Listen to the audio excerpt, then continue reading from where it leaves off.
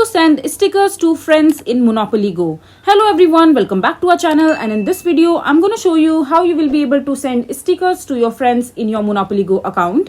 So first of all, just launch your Monopoly Go mobile application app, and after that just tap on the album button from the bottom right corner of the screen, and over there, after opening the album with your stickers collection, just select the one you would like to trade, and after that just click on these stickers whose duplicate you have available in your Monopoly Go account. And if you don't have the duplicate available for the sticker that then you won't be able to send it.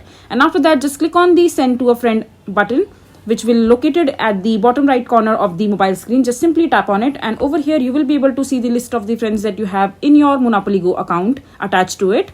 And after that just click on the send to a friend button, and after that just select the desired player or the friend of the friend list that you have. And don't forget to enable the make an exchange option for them to access the sticker that you are sending them, and this way you will be able to do it. So that's how you will be able to send stickers to friend in your Monopoly Go. I hope you find this video to be helpful. So that is it for this video. If you find this video to be helpful, make sure to hit that like button, and don't forget to subscribe to our channel for more such informative videos, and I'll see you the next time.